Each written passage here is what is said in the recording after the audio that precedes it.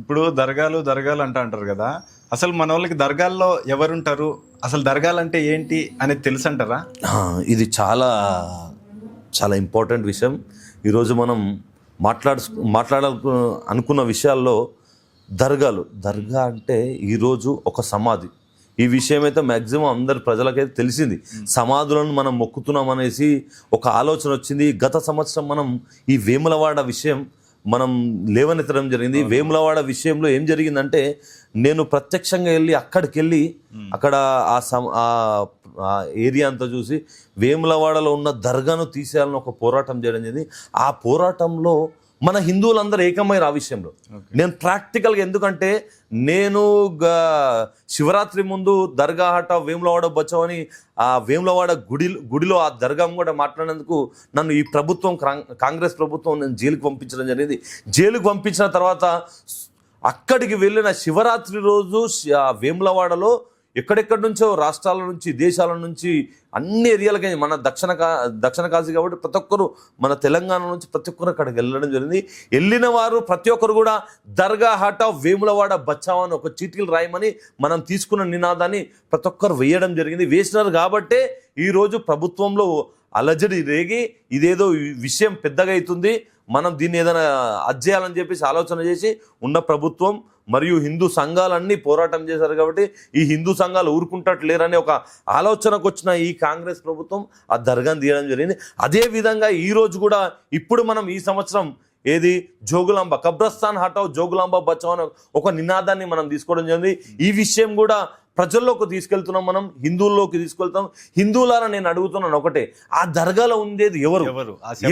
ఆ దర్గాలో ఉండేది ఎవరు? ఇప్పుడు వేములవాడది నేను చూడడం జరిగింది. వేములవాడలో ఉండే దర్గాలో ఒక 4 కుటుంబాలు ఉంటాయి. ఈ 4 కుటుంబాలకు మనం వేసే రూపాయి కూడా ఈ 4 కుటుంబాలకే పోతుంది. ఈ రోజు దేవాదాయ శాఖ అనేది ఉంది కాబట్టి దేవాదాయ శాఖ వారు దేవుడి గుళ్ళో ఏ రూపాయి హుండీలో పడ్డా అది దేవాదాయ శాఖకు చెందుతుంది. కానీ అదే దేవుడి గుళ్ళో ఉన్న ఈ దర్గా మాత్రం వాళ్ళ కుటుంబానికి చెందుతుంది. ఎందుకు ఇది ఎందుకు అనేది ఆలోచన చేయాలి మన హిందువులారా. హిందువులందరూ ఒక్కసారి ఆలోచించండి. ఈ రోజు ఏ దర్గా తీసుకున్నా, జేపీ దర్గా ఉంది మన దగ్గర హైదరాబాద్లో, చాలా పెద్ద దర్గా.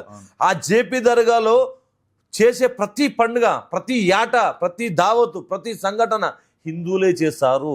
ఈ హిందువులారా ఎందుకు అక్కడ చేస్తున్నారు? మీరు ఆలోచన చేయండి. మీ ఇంట్లో, మీ కుటుంబంలో మీ కులదేవత ఉంటుంది, మీ కులదేవత ఉంటుంది, మీ ఇంటి దేవత ఉంటుంది.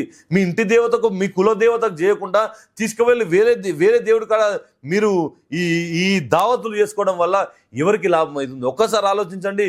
మన ఇంట్లో అమ్మకు మాత్రం అన్నం పెట్టాం, కానీ పక్కింట్లో మాత్రం వారికి బిర్యానీ పెడతామంటే ఏం లాభం అండి? ఆలోచన చేయండి హిందువులారా. ప్రతి ఒక్క హిందువు నేను ఒకటే చెప్తున్నాను, మీరు గనక ఈరోజు మనం ఇచ్చే రూపాయి డబ్బులు కూడా వేరే మతం వాళ్ళకి ఇవ్వడం వల్ల మనమే ద్రోహం చేసుకుంటున్నాం, ఉగ్రవాదులకు పోయి మనపైన. ఈ రోజు ఇలాంటి సంఘటనలు మనం చాలా చూడడం జరిగింది. ఈ రోజు ముస్లిం దుకాన్లలో మనం కొంతమంది వాళ్ళ దగ్గర వెళ్ళి పండ్లు తీసుకుంటే, ప్రాక్టికల్ గా మన దగ్గరే జరిగింది ఈ సంఘటన. పళ్ళు తీసుకుంటే పళ్ళల్లో ఇంజెక్షన్స్ ఇచ్చి హిందువులకు, ఓన్లీ హిందువులు ఉన్న ఏరియాలని అమ్మడం జరిగింది. దీన్ని పట్టుకోవడం జరిగింది.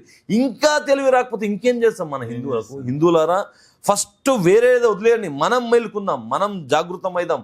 మనం జాగృతమై మన వ్యవస్థను మనం కాపాడుకుందాం.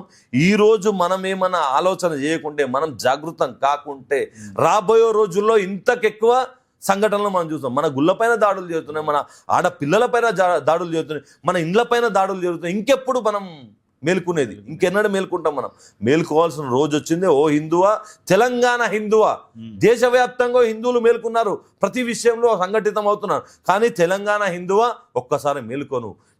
నీ ఆలోచన నువ్వు చెయ్యి. మనం దర్గాలో మనం గత కొన్ని రోజుల క్రితం రామ మందిరం నిర్మాణంలో మనం ప్రతి ఊరు నుంచి ఒక మట్టి తీసుకెళ్ళాం, ఒక ఇనుము తీసుకెళ్ళాం. ప్రతి ఊర్లో ఉన్న గుళ్ళ నుంచి ఎంతో కొంత చందాలు మనం రామ మందిర నిర్మాణంలో మనం కూడా సైతం పాల్గొనడం జరిగింది.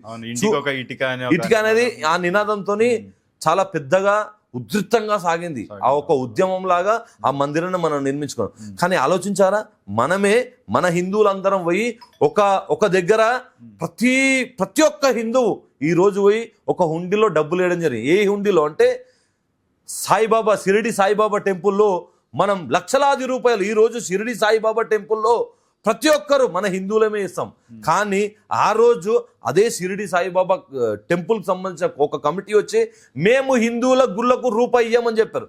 చెప్పడం మనం విన్నాం, మనం అందరం హిందువులం అందరం విన్నాం. కానీ ఈరోజు మళ్ళీ అదే దర్గాలల్లో, అదే మసీద్లల్లో, అదే ఏరియాల్లో మనం డబ్బులు ఇస్తున్నాం. ఇప్పుడు సాయిబాబాని చాలా మంది మన హిందువులే అండ్ యూట్యూబర్స్ చాలా మంది ఆయన ఒక గురువు స్థానంలో ఉంచండి, ఆయన హిందూ దేవుడు, ఆయన మహావిష్ణువు మరో రూపం అని మాట్లాడుతున్నారు కదా. సో వాళ్ళకి మీరేం ఇప్పుడు నేను ఒకటే, ఇప్పుడు అంటే మనం మాట్లాడుకునే సబ్జెక్ట్ కి దీనికి రిలేటెడ్ కాదు కాబట్టి మనం మాట్లాడుకోవడం దీనికోసం సపరేట్ గా ఒకసారి కూర్చోవాలి. ఎందుకంటే ఒక్కొక్క సబ్జెక్టును అంటే లోతుగా వెళ్తే మాట్లాడడానికి వస్తుంది. ఇప్పుడు ఒక సగం కట్ చెప్పేసి అనుకో దానికి వాల్యూ ఉండదు. నేను ఓన్లీ హిందువుల రూపాయిని హిందువులకు చెందట్లేదనే ఎగ్జాంపుల్ కోసం ఇప్పుడు మీ లెక్కన అది కూడా ఒక దర్గా కిందకే లెక్క కదా అనేది నా ఉద్దేశం. అదే చెప్తున్నాను కదా, ఇప్పుడు నేను ఆ మాట చెప్తున్నాను కదా. అంటే ముస్లిం కమ్యూనిటీకి సంబంధించిన కమ్యూనిటీ ఉన్న దగ్గర మన హిందువులకు ఎలాంటి ఉపయోగం ఉండదు. అలాంటి ప్లేస్లకు పోయినప్పుడు హిందువులారా ఒక్క రూపాయి కూడా అక్కడ వేయకండి, ఆ దర్గాలలో రూపాయి వేయకండి. అసలు పోవాల్సిన అవసరం ఏంది? మనకి హిందువుల దేవుళ్ళు లేరా? ఇప్పుడు విషయం ఏంటంటే మన దరిద్రం ఏంటంటే తెలంగాణ రాష్ట్రంలో ఏం జరిగిందంటే గతంలో నైజాం సర్కార్లో నైజాం ఏం చేశారంటే హిందూని హిందుస్థాన్ కాదు అంతా ముస్లిం రాజ్యం చేయాలని చాలా ప్రయత్నం చేసిండు. వాడు ఆ ప్రయత్నంలో ఆ రిజ్వీ చాలా సక్సెస్ అయింది కూడా. ఎందుకంటే చాలా మందిని ఒకటే విషయం, బతుక అవసరమా చావడం అవసరం అంటే బతికే అవసరం అన్న వాళ్ళందరూ ముస్లింలా మారడం జరిగింది. బతికే అవసరం అన్నోడు ప్రతి ఒక్కడు ఆ దర్గాలకు వెళ్ళడం జరిగింది, దర్గాలకు మొక్కడం జరిగింది. బతికే అవసరం అన్నోడు ఆ మసీద్లలో డబ్బులు వేయడం స్టార్ట్ చేశారు. అంటే విషయం ఏంటంటే ఆ రోజు ఆ ఉన్న పరిస్థితులలో అట్లా చేయడం తప్పులేదు, ఆ బతికే అవసరం కాబట్టి వాళ్ళకి తప్పులేదు. కానీ ఈరోజు మనం ఈరోజు మన భారతదేశంలో మనం తెలంగాణలో మనం కూడా ఒక వ్యవస్థ ఉంది. మనకు తెలియనప్పుడు ఏదో తప్పు చేసాం, తెలిసిన తర్వాత తప్పునైతే సరిదిద్దుకోవాలి కదా.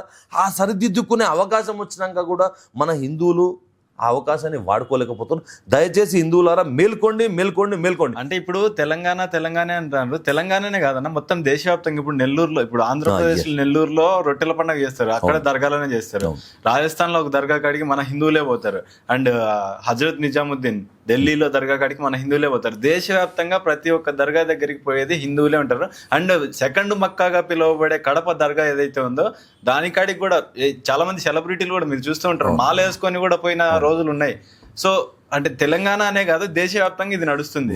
వాస్తవం అప్పట్లో ఉన్న పరిస్థితులు అంటే ఆ మొఘలులు వెళ్ళినప్పుడు మన ఈ తెలంగాణలో ఈ నైజాం వెళ్ళినప్పుడు ఏంటంటే హిందువులుగా బతకాలంటే బతుకు కోసం పోరాటం చేస్తాం మనం. ఆ రోజు బతకడమే ఎక్కువ అనే ఆలోచన. అంటే కొంతమంది ఎట్లా అంటే అరే నా కొడుకు నా బిడ్డ నా పిల్లలు బతకాలి, నా పిల్లలు ఫ్యూచర్ కావాలి, సరే ముస్లిమో హిందూ ఉంటే ఏమైందనే ఆలోచనతో భయభ్రాంతులతోని ఆ రోజు ఆ ముస్లిం మతాల్లో చేరడం జరిగింది చాలామంది. ఆ చేరిన తర్వాత కూడా ఈ వ్యవస్థలో ఉండడం జరిగింది.